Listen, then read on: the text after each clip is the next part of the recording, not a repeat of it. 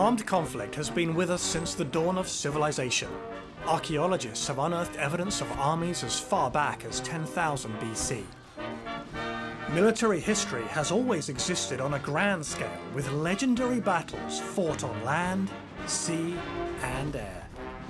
From ancient daggers to modern medals of honor, in expert hands, these relics reveal the stories of those who are no longer here to speak for themselves.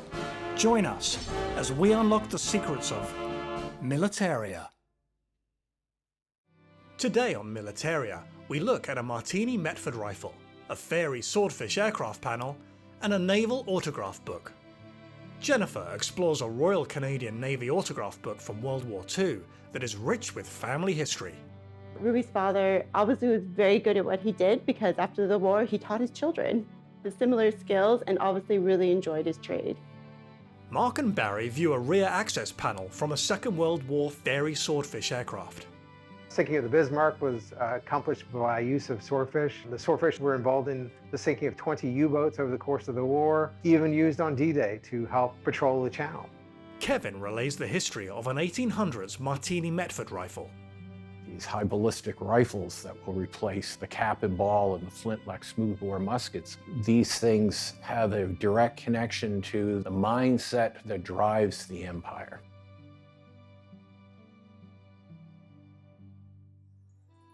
My name is Tony Eisner.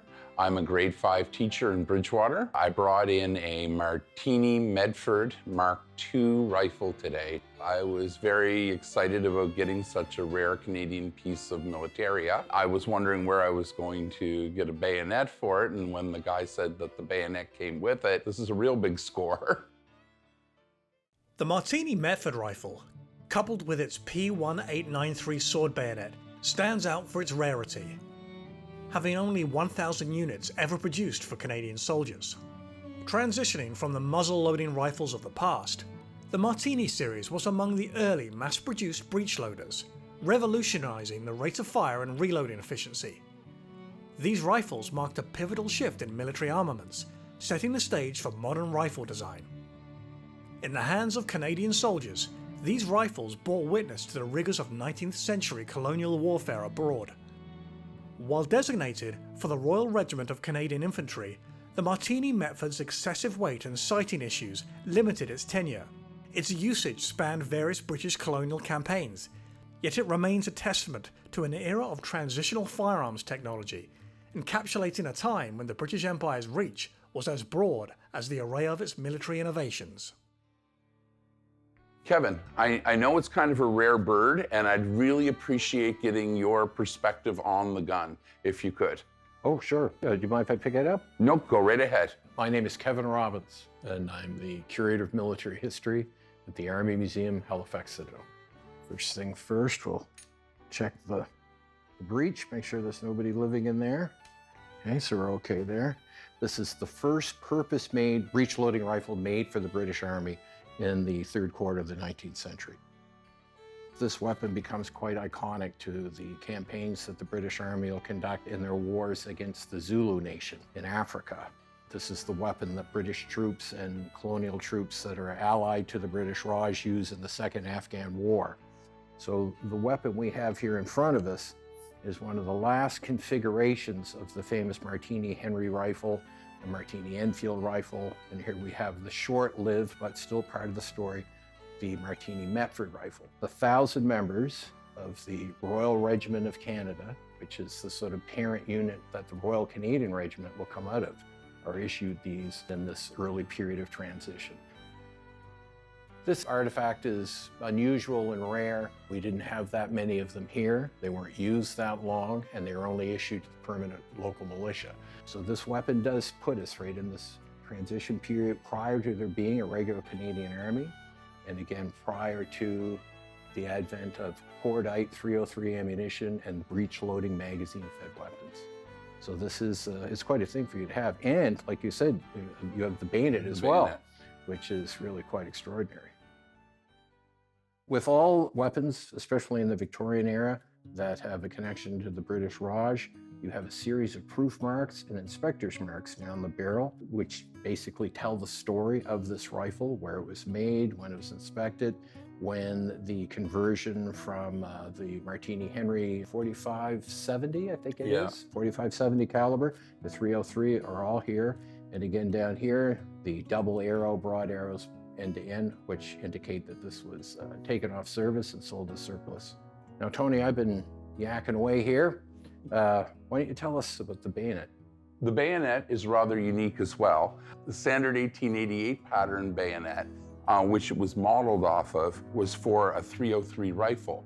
Of course, this thing has a Martini Henry barrel, a heavy barrel, drilled out to 303. So when Canada went to Wilkinson and asked them to make bayonets for them, they had to tell them that they wanted the 1888 pattern like this, but the inside diameter of the ring had to be that it would fit over what was essentially a very heavy Martini Henry barrel. Most of them were stamped on here, and they had a number that matched the rifle number. Now, unfortunately, mine does not have a number that matches the rifle number. It doesn't have any stamp. So my guess is probably this was kept in stores and wasn't issued. There's a good chance of that for sure, because it, again, like you're saying, it doesn't have any regimental markings on it. The marking over here on the shoulder stock, on the cheek here, really brings this home to a Canadian context. I wonder if you could tell people what this represents. Certainly. It's marked RRCI, which is the Royal Regiment Canadian Infantry, and below that there's the number 221. And what that stands for is that was the 221st rifle. Yes. In the rack number where it would have been stored. Somewhere out there, there's a matching bayonet to that. And that's something for me to, it's sort of like a challenge, I guess, to see if I can find the, 221 bayonet at some point. When that rifle is first purchased for the permanent Canadian militia, the next sort of conflict that Canada would be involved in is the Boer War. That weapon would not be issued and had been replaced by the Lee Metford magazine bolt-action rifle. The weapon had not ever gone into combat or had never been used in the field by Canadian soldiers. The Martini Henry rifle with the rolling block fired a 4570 boxer-style cartridge that had an effective range of 900 yards, okay? Now, when this is converted to a 303 cartridge, this increases the range from 900 yards almost like to 1200. So with that, again, this is literally a crossroad period in military history and technology. And of course, it's this military technology that enables the British Empire to be constructed and maintained. Again, like say from 1815 to 1912, the height of the British Empire. Tony, I'd really like to thank you for bringing this in and sharing it with us today. Pleasure as always. Oh yeah, it's just great. It's such a great example of a Victorian rifle. I was just wondering, what is the sort of end game for this? Do you have any plans for this? It's going to stay in the collection? I'll keep it in my collection just because it is an odd bird. I do have a Mark I, a Mark II, a Mark III, 4. I don't know where you'd find a 5, but anyway, I've got the 6, so it's sort of a set right now. Maybe at some point I might consider donating it to a museum. If that's where the rest of them are, it might as well be at home there, so. Tony Eisner takes such great care of them, and it has a good home and a good steward. Coming up on Militaria. They helped fight the Battle of the Atlantic. They fought in the Pacific, significant in every operation that the Royal Navy Fleet Arm were involved in.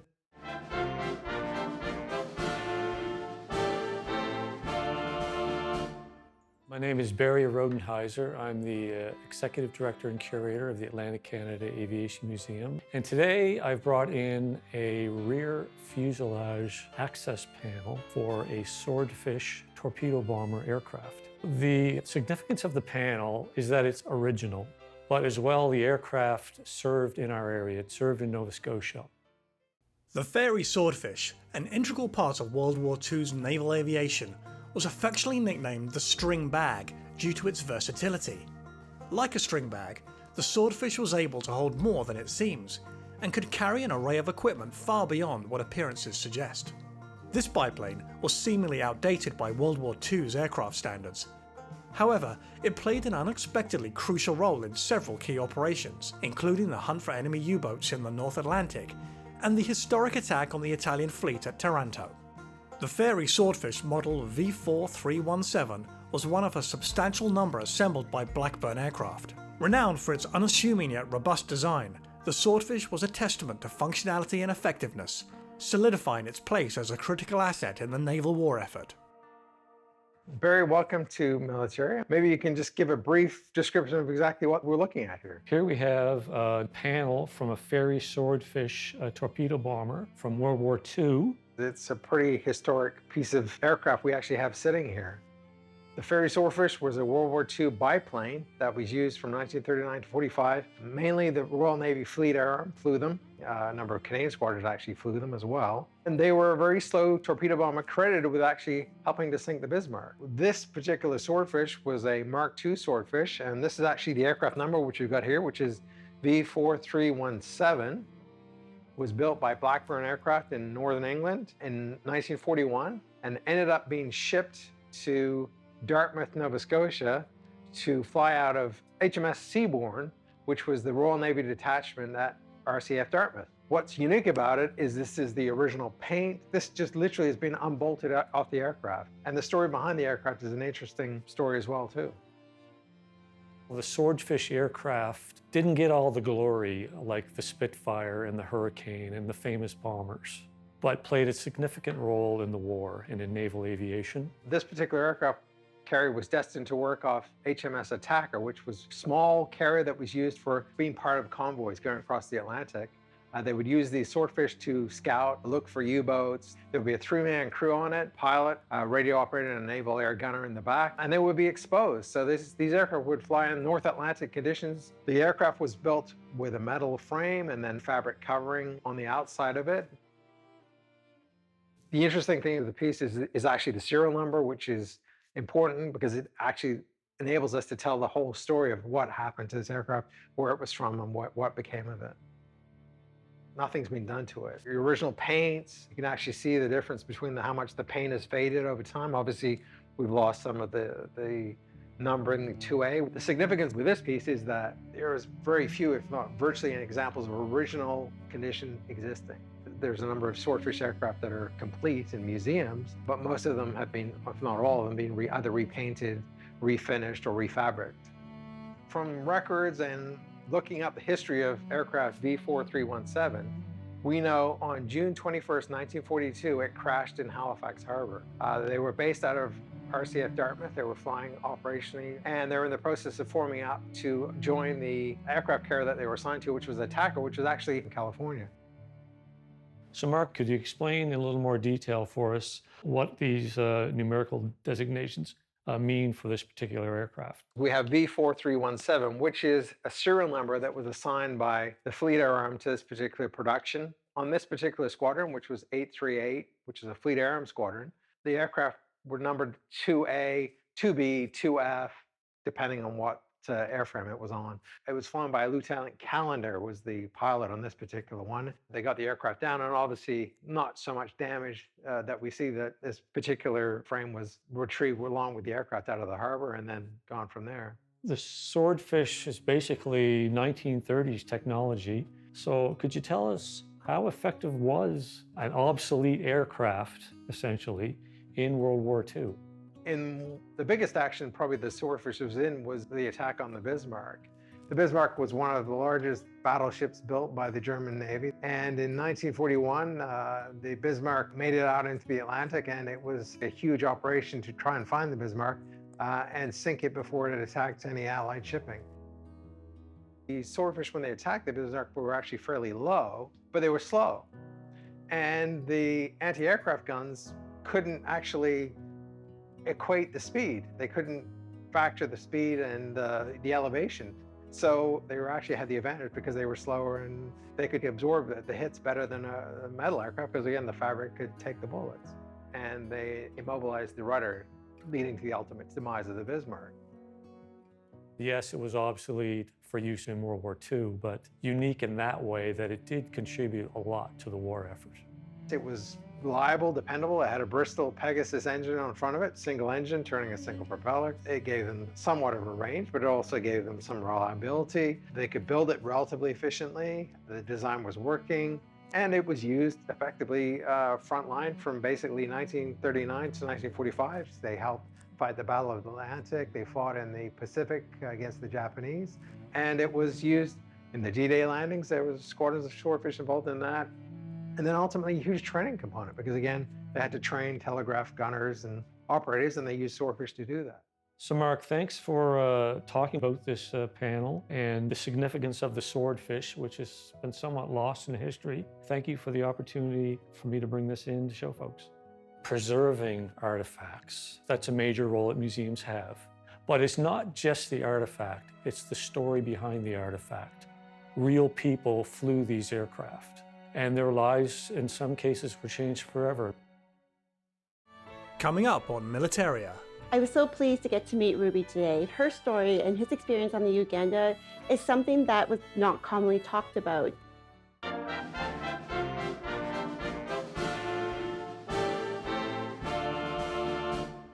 My name is Ruby Watson. I am a retired accountant.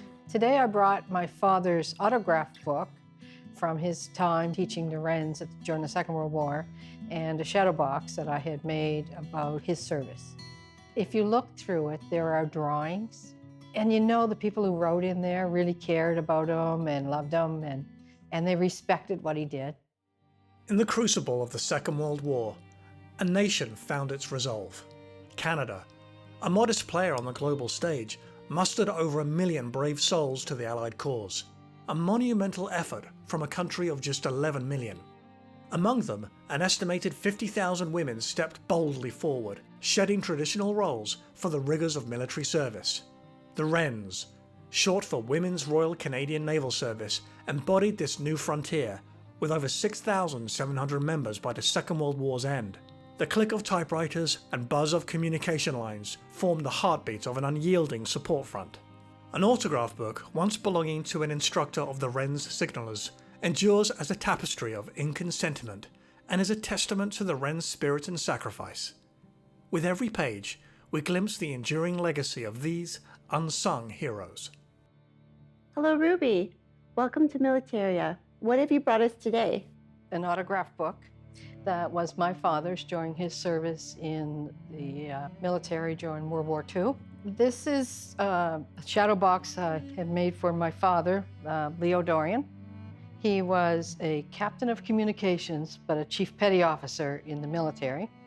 The service medals here are the 1939 to 45 Star, the Atlantic Star for the Battle of the Atlantic campaigns, the Pacific Star, the King George Medal, the Volunteer, and the Dieppe Bar, and the General Service at the end.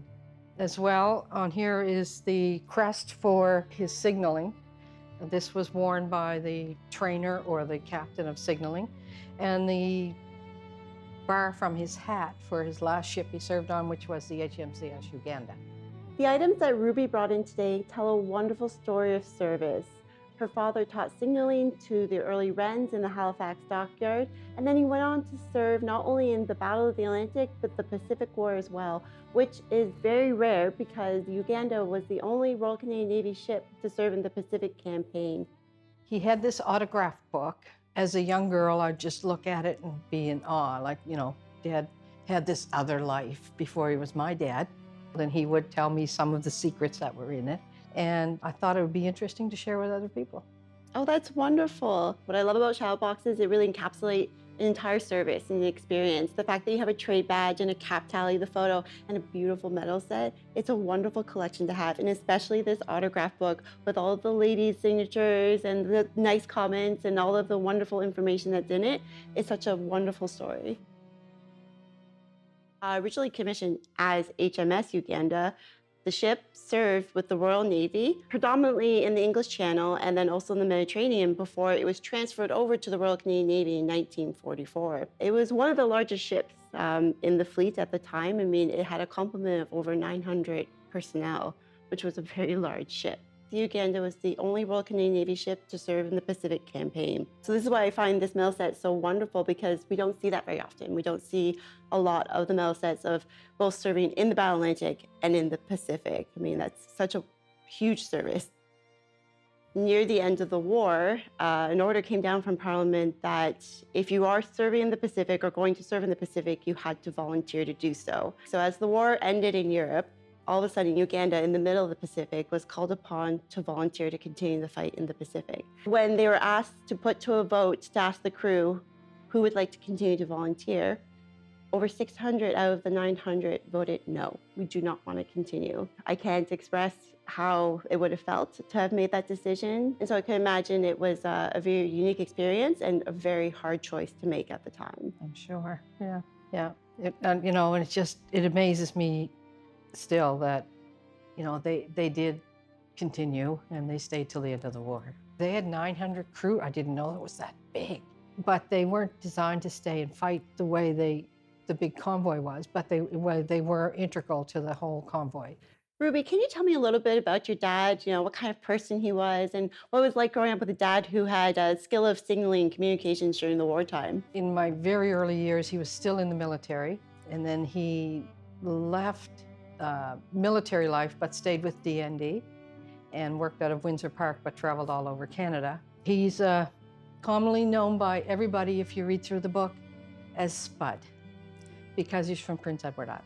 Oh, fantastic. Dad made a lot of learning fun. He taught us some semaphore. We had little flashcards that would show like a luminous light.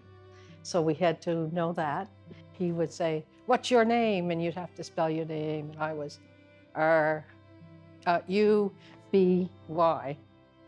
So that's what we had to do. Dad grew up in an orphanage setting for a while due to some issues in his family between First World War, Second World War. So to him, family was one of the most important things. And communication, particularly when you had a large family like we did, 9 children, was very, very important. He made learning fun and he made life fun. So I brought with me today a couple of photos of some of the women he would have taught in Halifax. At the Naval Museum, we have a wonderful collection of Wren's archival information and of artifacts. And so what I really love about these images, they were taken in the Halifax dockyard, and it was when they were being trained at the school. So your dad could have been the person behind the camera or the person off to the side while these images were being taken. So he would have known all of these ladies and would have taught them all the trade of signaling. So Ruby, what do you plan on doing with this beautiful shadow box and the very unique signature book?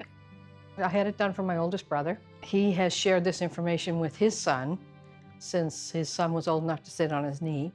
His son knows the information probably more than I do. His son will pass it on to his oldest son to keep the memory alive. They're very, very, very strong in maintaining the service history of the family and to recognize what people gave in this country, especially like on Remembrance Day. Absolutely. Yeah. He was very big on using a proper alphabet. We're in a world of acronyms and short little things that are supposed to mean things to you. So I think he'd be totally astounded by today's world.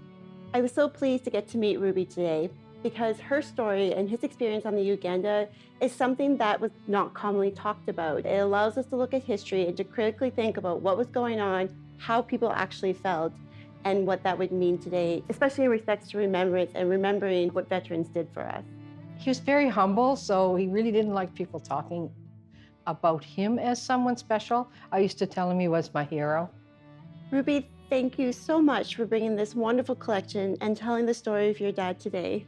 I'm honored to do so. Thank you.